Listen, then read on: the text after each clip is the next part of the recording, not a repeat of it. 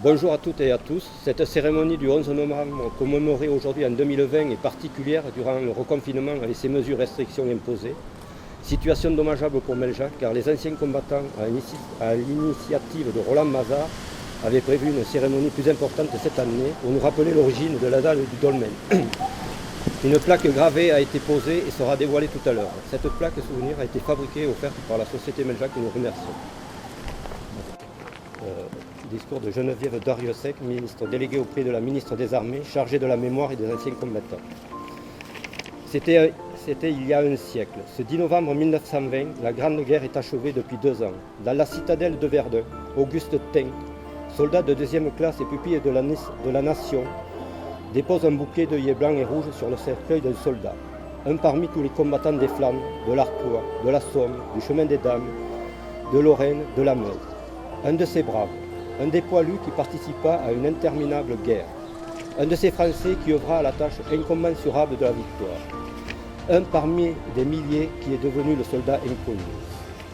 Le 11 novembre 1920, le peuple de France l'accompagne solennellement sous les voûtes de l'Arc de Triomphe. La patrie, reconnaissante et unanime, s'incline respectueusement devant son cercueil, en saluant la mémoire de tous les soldats morts sous le drapeau tricolore. Quelques mois plus tard, il était inhumé. Depuis 1923, la flamme du souvenir veille, nuit et jour, sur la tombe. Chaque soir, elle est ravivée pour que jamais ne s'éteigne la mémoire. La sépulture du soldat inconnu est devenue le lieu de recueillement national et le tombeau symbolique de tous ceux qui donnent leur vie pour la France. Cet anonyme représente chacun de nos morts et tous nos morts en même temps. Cette mémoire vit également dans chacune de nos communes, dans chaque ville et village de France, dans chacun de nos monuments aux morts, dans chacun des cimetières, dans nos mémoires familiales. Elle vit dans l'œuvre de Maurice Genevoix qui entre aujourd'hui au Panthéon. Le président de la République l'a souhaité en l'honneur du peuple le 14-18. Maurice Genevoix n'entre pas seul dans le temple de la nation, il y entre en soldat des éparges, en écrivain et en porte-étendard de ceux de 14. Il y entre avec ses millions de frères d'armes dont il a immortalisé le souvenir, l'héroïsme et les souffrances. Il y entre avec toute la société, de la première ligne à l'arrière, mobilisée face à l'adversité et qui a tenu avec une admirable endurance. 8 millions de soldats combattirent sous les couleurs de notre drapeau. Aucun d'entre eux ne revint totalement indemne. Des centaines de milliers furent blessés dans leur chair comme dans leur âme. 1 400 000 tombèrent au champ d'honneur. Nous ne les oublions pas. Inlassablement, nous les honorons. Chaque 11 novembre, la nation rend également un hommage solennel à tous les morts pour la France, ceux d'hier et ceux d'aujourd'hui. Chaque année, nous rappelons leur nom. Chaque 11 novembre est un moment d'unité nationale et de cohésion autour de ceux qui donnent leur vie pour la France, de ceux qui la servent avec dévouement et courage. En ces instants, au souvenir des événements passés et aux prises avec les épreuves de notre temps, nous nous rappelons que c'est tout un peuple uni et solidaire qui fit la guerre, qui la supporta et en triompha. Geneviève Dariussec. Les morts de la commune de Meljac. Mort pour la France. 1914 et 1918. Boyer François. Angelbert Auguste. Caillol Philomène. Freycinet Justin. Bessière Urbain. Desquet Léon. Angelbert Auguste. Joube Émile. Freycinet Jean-Baptiste. Varte Auguste. Caillol Auguste. Gabin Hippolyte. Angelbert Léon. Sigal Cyprien. Alary Henri. Bessière Séverin. Gabin Albert. Sigal Albert. Joube Hippolyte. Caillol Léon. Alary Léon. Caillol Henri. Robert Jean-Baptiste. Dodi Joseph. Bonal Justin. 1935-1939 et 1945. Fleuret Jean. Barane Jean. Algérie Maurice Molinier. Tous morts pour la France. Alors, je vais vous lire la citation de Maurice Molinier.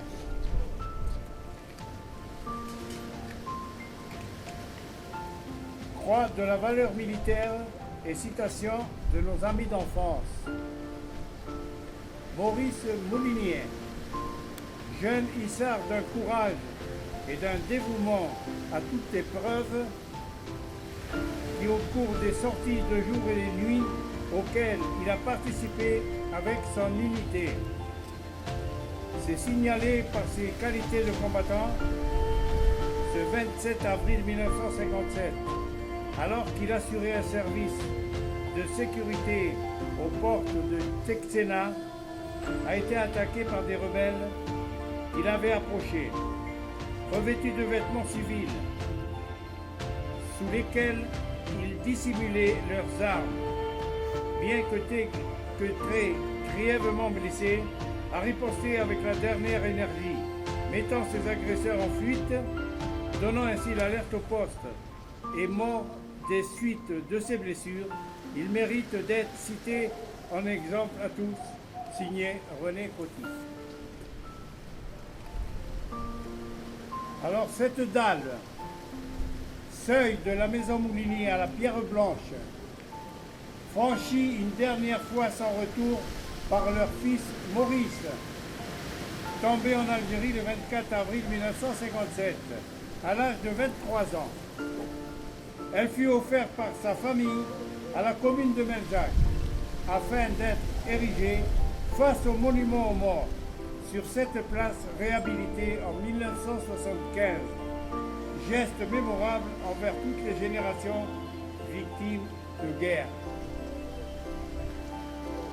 Clément Vigrousse, excellent canonnier qui a toujours fait preuve de calme et de sang-froid au cours des nombreuses embuscades et opérations auxquelles il a participé depuis plus d'1 an en AFN. C'est particulièrement distingué le 6 mai 1958 lors d'un violent accrochage avec une très forte bande rebelle, servant du fusil mitrailleur, quoique blessé, a continué le tir de sa pièce pour protéger la manœuvre de ses camarades, malgré un feu très nourri, des armes adverses faisant preuve des plus belles qualités de courage et de dévouement, et décédé suite de ses blessures.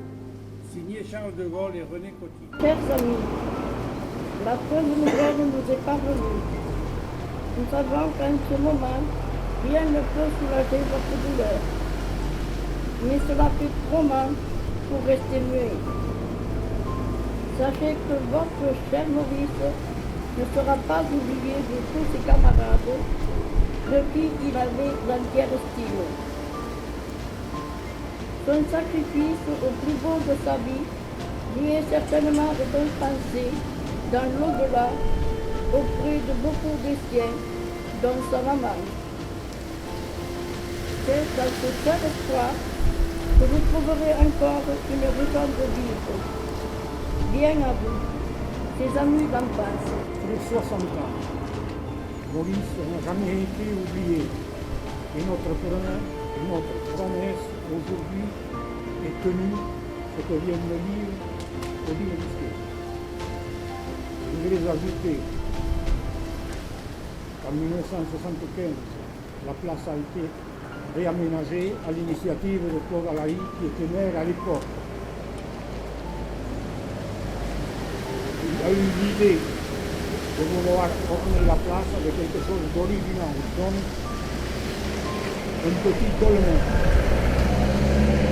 Ce dolmen a été donné à Camille Molinier avec des mots émouvants que vous pouvez lire sur la place.